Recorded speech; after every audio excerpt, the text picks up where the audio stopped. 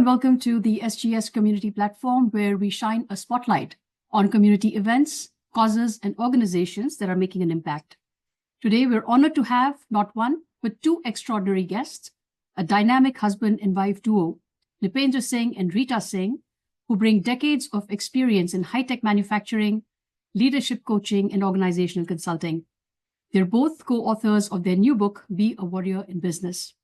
Together, Nipendra and Rita have transformed countless businesses, guiding leaders to navigate uncertainty and create resilient teams that thrive under pressure. Beyond their professional accolades, their mission to empower leaders and cultivate adaptability in organizations resonates deeply in today's ever-evolving world. In this episode, we'll explore the wisdom from their book, uncover practical strategies for building resilience in teams, and learn how to lead with courage, confidence, and clarity. So get ready to be inspired by their insights and actionable advice. Let's dive in. Please join me in welcoming to the show Nip and Rita Singh. How are you doing? It's great to have you both. Wonderful. So we'll get started. Really excited about the new book that you have authored, and we're going to be talking about that. Your career span industries and geographies. What challenges or experiences have shaped your understanding of resilience and inspired you to write this book together? I am a servant leader. Besides being a business consultant and a CPA, and my key focus over the years have been coaching business leaders to evolve and manage change by developing their entrepreneurial and leadership skills. So, Nip? Over the different stages of the career, I have introduced myself differently as it happens, But today, I would like to introduce myself as a teacher who has taught very, very high tech in industry and manufacturing, in aerospace, and automotive side. But in the core, right in my heart, I'm a teacher to whoever wants to learn and whatever they want to learn, So that's the best way I can introduce myself right now. Perfect. And that is great, because I think that's what you also bring to the table, not just in terms of the myriad, industries that you've served and the experience you've gained, but also when you are aiming to inspire a generation of entrepreneurs and business people through this book that you've written. So, the challenges and experience which shaped our understanding of resilience came from two sources. The first is our own personal and professional journey. It became more challenging for us because we got out in this battleground of starting a new business together at the same time and having absolutely, no income, living off what little we saved, no experience in starting a business, and no resources. And Nip can probably give a better understanding that our worldwide experience working with different clientele really shaped us and gave us a different perspective to do things. And Nip, if you want to share, what Yes, you have been doing for last 40 plus years. So I'm sure, I know you know that, we have immigrated from India. And in early years, we came to USA and call it at home, for several decades now. When I started the consulting business, my first consulting client was a Japanese company, and they interviewed about a half a dozen people through a company, search company, and I was selected against the other five. And my first question when I found out, and I met him again, the two gentlemen,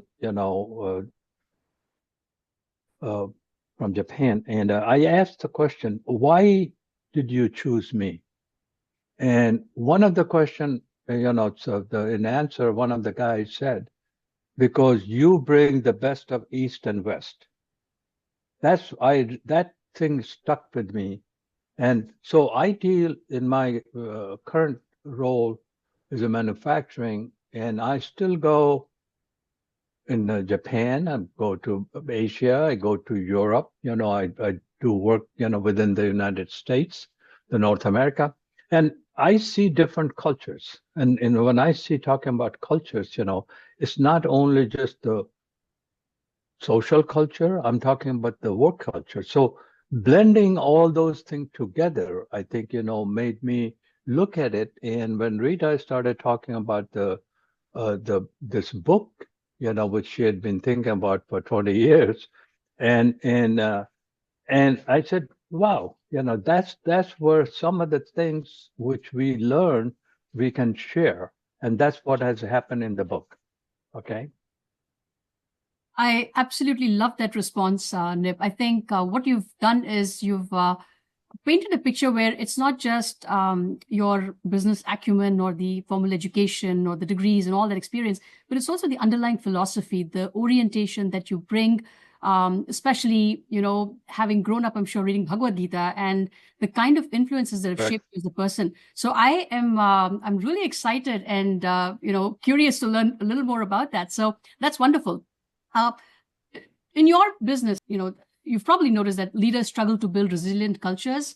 Can you think of one example where a small step has perhaps really fostered a culture of resilience and really left a deep impact? Is there something that you can share about that? Rita? I think when the best way to explain would be when we started this business as our career, and having, which I said previously, absolutely no experience.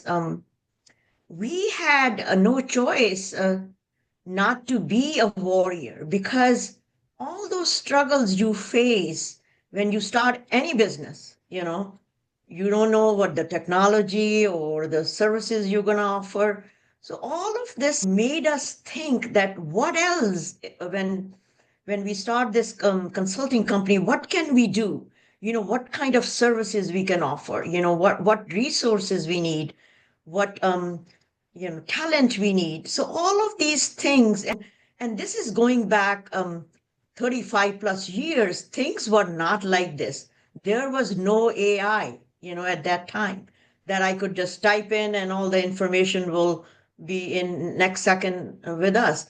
And so all of those challenges, made us think, what do we need to do? We started building relationships. We were always outside the four walls of our business to see, what others are doing, who can we learn from, what can we give back. So all of these things, in fact, Nip mentioned this book, was a seed was planted almost 30 plus years, and here we are after so many years. We had to step aside of and do a lot of the hard work, I would say, hard work. And that's where we decided 2 years back that we must, in our lifetime, of all the experience, the knowledge and things we have learned, we must share and leave a legacy for those young professionals, for other entrepreneurs, and even the seasoned leaders who are out there can learn from our experience as a small company, and the kind of impact we have created over the years. Nip, is there any else thing you want to add to that? No, I just want to go back to Anu's comment, about, the growing years, or what I call is the molding years, the sanskara, and the Bhagavad Gita, and was one of the scripture, I read early on, and it has impact, and tell you, Anu, it's about 5-6 years ago, I started reading it again, and it took me 3.5 years to finish this time, continuously.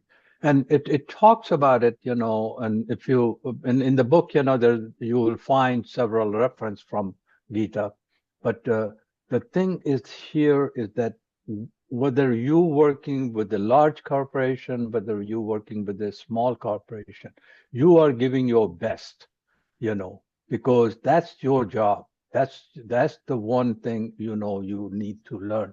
What comes out after that, it's not really in my control. And in the book, we talk about it. Is it within our control or out of our control? And that's something very, very important for me. And as a business owner, it should be with all of us. Please go ahead. That's exactly the first impression I got when I saw the title of the book, Be a Warrior. I couldn't help but contrast it with what Krishna was teaching Arjuna. So that is a book. It's essentially a reference tool for how do you live your life. And what Yes. we have attempted to do through this book is provide a manual of reference to the business leaders out there, to the entrepreneurs, anybody that's trying to dabble in the business world, about how do you master those tools and techniques that will help you not just grow your business, but first and foremost, the person who's behind the business, right? Yes. So I think that is Very true. going to make this book very compelling in my view, because that's the point that most people miss. They look at everything else that's happening around them, and it's so easy to blame or shirk responsibility or hide under the cover, but to actually own up and say that, we need to work on ourselves, right? We need to do things that can help us become stronger and fix that mindset, first of all. So One of the key thing for a warrior, when the term warrior is used, we get a picture of a soldier, whether it's an army or the Navy or Air Force, that's what we see. Is that one thing I know, that the training for these people is not multitasking, which is the current society is focused on multitasking. You're walking and you're doing this thing, you're doing this. And one thing I can tell you, as an entrepreneur, you think, you got to do 5 things at a time, that's the only way to be successful. My thinking is completely reverse. You got to have a single task, not multitask. And you will find, after some experience and some struggles, you will find you can finish that task in 10% of the time which you used to take. So that is some of the thing, and that's the focus of the warrior. That's where, the mindset has to be. Please go ahead. yes, I think you've nailed it. That is exactly the need of the hour. We're all missing it as a society in this fast-moving, ever-changing technology landscape. It's going to be more of a challenge for the younger generation. So I think this book should appeal en masse, not just to the contemporary folks who are in the business, but also the future generations, because it's going to be a harder problem for them. They're just so much, like you said, consumed by devices. The attention spans are really dwindling, and so focus becomes key. And like a warrior, you need to have that as the first and foremost quality. So fantastic. Okay, thanks. The question I have is, without naming specifics, can you hint at an example from the book of how a team or business, in your experience, has turned challenges into opportunities? When it comes to, first of all, the business climate has very challenging. It's very unpredictable. And we have all seen, right after the COVID, how many companies were actually prepared to deal with this massive worldwide challenge. And other companies, we know so many, it's so unfortunate to even think that so many of us who were not prepared, because they never thought this could happen, and they had to close doors. They had to lay off thousands of people, right? And some of them worked for years. So what anyone can do is, in fact, the first chapter talks about is that preparedness, that preparation is a must. If we look at warrior, he prepares himself, he gets training, he gets the right skills, and then he has the mindset, right? to sacrifice everything. So he goes above and beyond. And Nip mentioned, giving your best, which is in the book, that every time any challenge came to us, we still gave our absolute best, irrespective of the size of the client, whether they pay us this amount or that amount. That was not the consideration. We always made sure that we as owners, and we as the team and the consultants, all of us have the mindset to give their absolute best in every situation. But that preparation and that mental agility and the focus, the book talks about in several chapters, the decisiveness, how to make a decision. If opportunity comes and we cannot make a decision, we're going to lose that opportunity.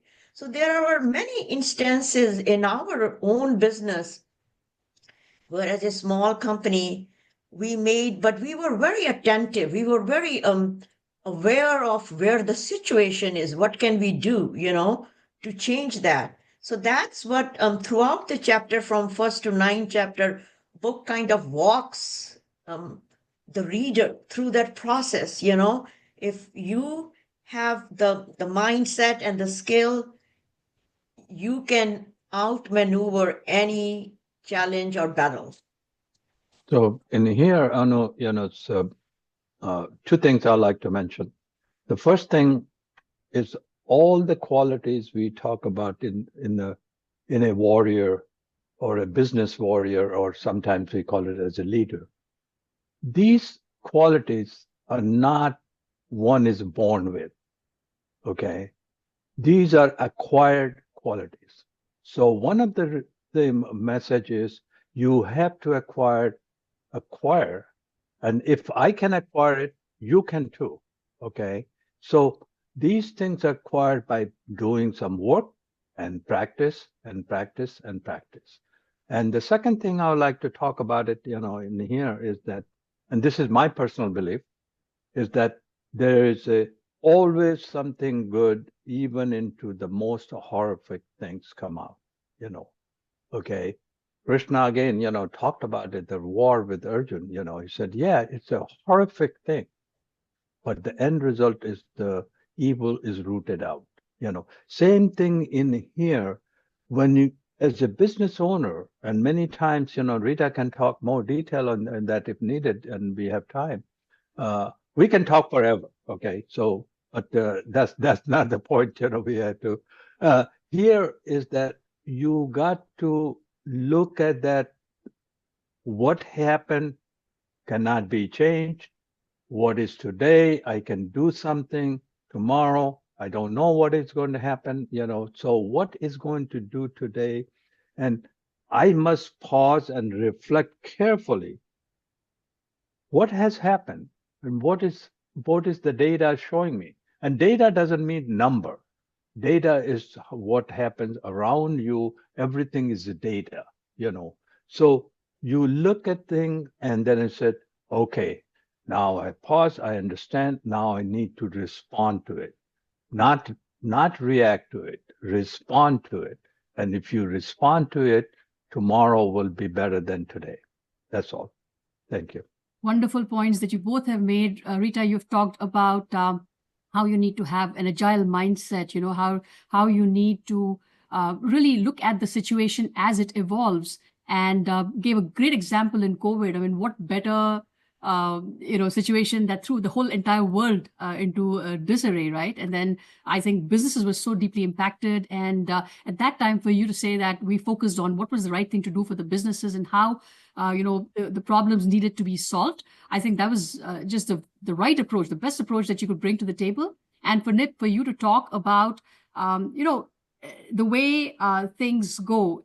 It's not that everything is going to be good or bad. You have to, the outcome is not something that you control. You control your effort. But more importantly, this is a skill that you're not born with. You actually can pick it up at any age, at any level. So I think great points. And we'll really talk more about this as we look at some of your advice. So what kind of an example or a tip would you give to small businesses, especially and startups that need to build this kind of resilience and they don't have a lot of resources and time for most part?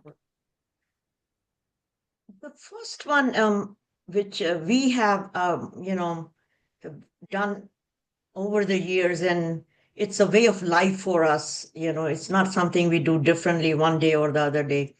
Is building strong and healthy relationships with your community, whether it's your family, colleagues, who can help you. And I think what I have seen over the years, sometimes we think, okay, you know what, I'm networking or I'm going to this meeting and I'm exchanging a card business. That is not called fostering the relationship. That's not called nurturing the relationship. What really happens is when you see someone, meet someone, ask yourself, what do they do? Try to know about them. Then that's where you put yourself where you know enough about them, and you nurture and foster relationship is a way to give back to them, instead of expecting something from them. And I think that's what has really helped us over the years, that we have a very strong, very deep relationship with our clients, our community. And whenever all of these challenges came, we could lean on those people, on those relationships. And the second thing which book talks a lot about, and Nip and both of you mentioned, is to learn these skills. We are lifelong learners. One has to um, learn new skills. How do you endure hardship is basically when you build skills, you can endure any hardships. But when you don't have the skills or the mental agility or the mindset, you are not going to be, because you are always going to be thinking negative, you will not have the courage to be resilient. So this is all coming from our personal experiences, and I feel we're as good as our people, the people we know in the industry, the people we know in our community, the people we know through our business network and through personal, so that's very it's the biggest asset for us. So that's where I will stop. Okay. Good advice, Rita. My couple of cents, in here is that the way our society trains us, and so it's not just the society in some in that, but that's the way I see it, is that asking for help is considered as a weakness. To me, that is not true at all. It's not true in your personal life, and it's not true in the business. So ask for help, but ask for the help from somebody who you trust, who you have, and a little bit, and that brings out to this, my second point. Don't develop relationship for any return. And that's one thing, whether it's a business or or personal, don't develop relationship that you're going to get something out. And I think earlier on, I know you talked about it, is that our duty is to do my end, not look for the results. The same thing, the relationship to another business is that Rita talks about it, how to, and I'm talking about the white, is that you develop the relationship when you are good, everything is going rosy, and here it is. You develop the relationship at that time. You help somebody, you help somebody during that time. That 5 minutes of that help will be remembered, and you will be getting some help when you need it. Okay. So it's this development of relationship, I can tell you, and I'm not just boasting in here, we are the only consulting company, maybe even compared to the big eight, who have somebody, a company of a Fortune 500 type of company, for 30 years in a row, Yes. we have been consulting them, and one we're talking about the book. So one of the reference point, is from one of the company, and the same where we have been, consultant for them, a small company like us, okay, who has a billion-dollar company, and we have been consulting for 30 years. And that didn't happen because I'm the best consultant. That happens because I'm the best person to develop that relationship. In that 30 years, I've gone through 10 CEOs and general managers. I don't even can count. So that's the kind of thing, you're talking about building the relationship. Rita is smiling and says, I'm taking all the time, so I will shut up and let her talk. No, I think both of you are giving away such wonderful advice, which really will be piquing the curiosity of the readers. Because Rita, like you said, this is not something that you just acquired, through your own innate nature or personality, but this is years of experience that have gone into understanding those nuances, interacting with people, learning how do you read somebody's pain points, having that empathy. And the way you came across even in the podcast, and from what I have seen all this while, is I have not seen somebody as invested in building relationships as you. And Nip, to your point about don't just look for what is in it for me. Even if that's a small interaction and you're not walking away with something tangible, you have actually left a mark on the other person if you have been able to provide any value whatsoever. So I think those are the kinds of things that come out of deep experience. It's not just, you go to a conference here or a talk there and pick it up. So this is a combination of the fortitude, the perseverance, and you said, don't give up. Don't, just because it's not working out or somebody's saying no, don't be hesitant to ask for help. So these are some great examples. And I think what we're going to need more of is this kind of quality of relationship building.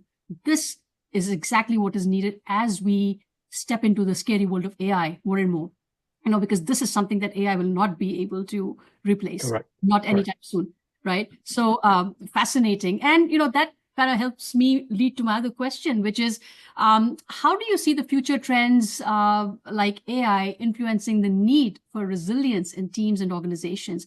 How do you see that playing out in businesses real time, and how should people and businesses adapt to that reality?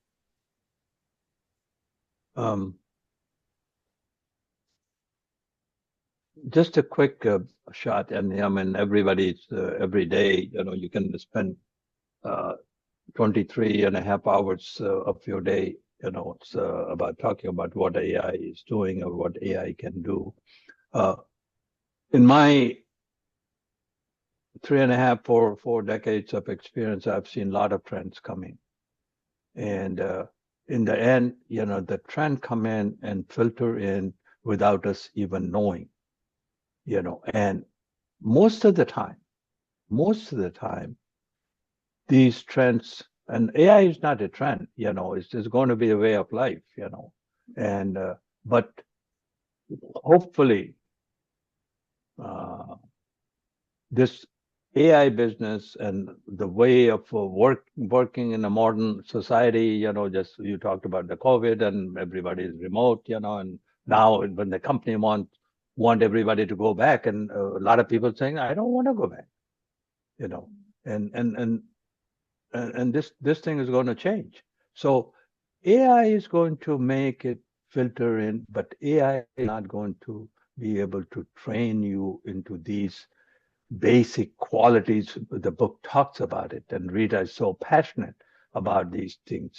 AI is not going to do that because AI can bring out, the same thing we're talking about, maybe more elaborate details, but you still need to practice. You still need to fill in yourself with the gratitude, with the resilience, all that kind of thing. You still have to fill in. Only you can do that. And that's where you need the help. And some of that help is in the book. Thank you. Rita, do you want to add something to that? I think what I wanted to say was I don't know much about this. Nip and I are actually trying to learn this.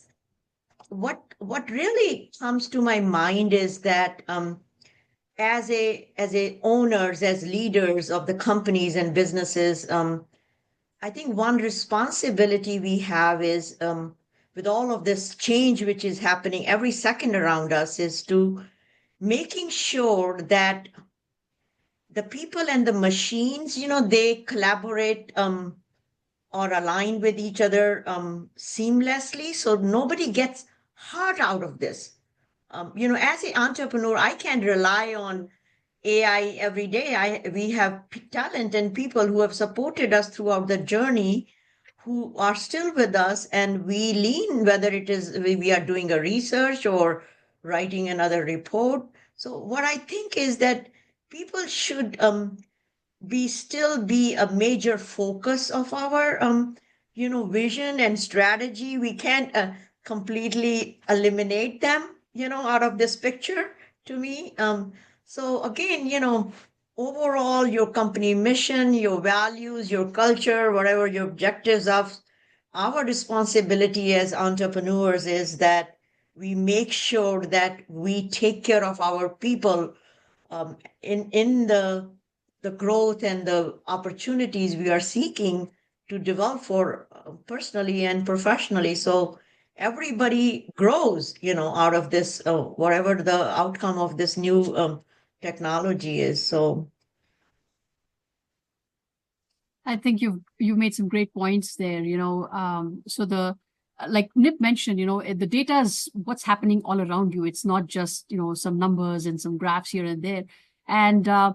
AI relies heavily on what has happened so far, but life evolves every second, and there are problems that don't have imminent solutions. You don't have apparent solutions, so you will not find that in a large language model. You're better off looking for it and actually cultivating that among human beings. So I think that is going to be really fascinating to see how your book addresses this particular trend, which is really so scary right now, and folks are really thinking a way about it. So if I may ask, if there's one lesson from your book that listeners should walk away with, one lesson, one important lesson, the bottom line when they look at that book, they say this is what this book is about. What should it be? I'm actually going to read this to you from the book. This is the book I have in my hand, is that one lesson or what their takeaway will be from this book is that this book is for that it will prepare them to battle against all odds, and they will find the courage to move forward through life struggles to excel and achieve more than they could have ever imagined. So this book really challenges you. It makes you work hard. And we have heard lately from many people who we are associated, who endorse this book. They all said this one thing, that they wish that there was some resources like this book when they started their business. They said, we didn't know, but it's here. So that was the one reason. Also, we wanted to make sure that we take the time to document, so much knowledge and experience and know how we bring as individuals, as companies, as owners, that we make sure we leave this legacy, with our young professionals who come out of colleges and they don't know where to start. So to me, this is I'm hoping that one day some of the universities will have this as part of their curriculum. So that's where I will end my, Yeah, this. and I've got a couple of things, to like to, and Rita talked about it, and I just want in one little sentence, I will summarize the book: readiness to prepare, plan, and execute. That's the plan. And another thing I can tell you, one thing, just tell you that, and I will go as far as that, I will guarantee that you're going to be a better person. Mhm. I cannot talk about guarantee your business will thrive, because there's a lot of, action needed to be in there, but I can guarantee you will be a better person. And one thing I would like to, and I've mentioned it before to some other folks, that in Northeast Ohio or Ohio, you take, I think on average, 10,000 or more business closes every year. This is the SBA funding, and maybe they were talking about only Northeast Ohio, maybe greater Cleveland. And I hope that as part of the reading of this book, only one business does not close, I will feel that all this numerous hours and money we have spent on this book is worth it, So I hope as a person, you're going to be better. As a business, you're going to be better. Thank you. Okay. Very well. Very, very well Said. said. Because it's almost like it's the leader behind the business, and it's the person behind the leader. And that is where folks need to really, really invest their time and energy in developing that. And you both bring up such great points, when you're talking about how this is what you need to build, the mindset. That is the first thing that you address. Only then you can build anything around you, right? Least of all businesses and then resources. But and there are companies that are bringing spiritual gurus and leaders, to talk about mind management techniques and self-improvement, because they're realizing with all the technology that they have at their disposal, they're still having a lot of issues with employee burnout and turnover, and businesses not, and all that attempt is going towards how do I improve my bottom line? But that is, I think, a missed opportunity when you're not looking in earnestness about how do you actually cultivate the mindset of a warrior. So fantastic points, Nip and Rita. I really appreciate that, and thank you. Yeah. Thank you. All right. So loving this conversation. Where can the audience find your book? And how can they actually learn more about what you do, both of you? I know you have a website, but can you talk a little bit about that? Okay. So what I want to say is, before I share, where it is available, we're going through this holiday season, right?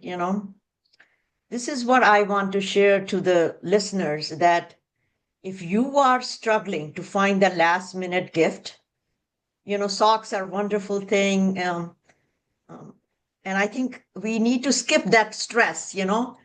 This is the time to give somebody a gift of leadership, a gift of growth, because that will resonate or stay with you for the rest of your life.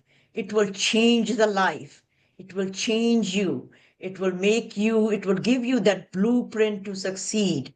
So that's where I want to encourage that, think of getting this book. And as we all know, Amazon is the prime source. And with this technology, Amazon has helped us to get this book in India, Australia, Germany, and several different countries. So Amazon is the best place to go. And we have many other sites, like our own website, WWSA-Consulting Group, where you can get the hardcover and the signed copies.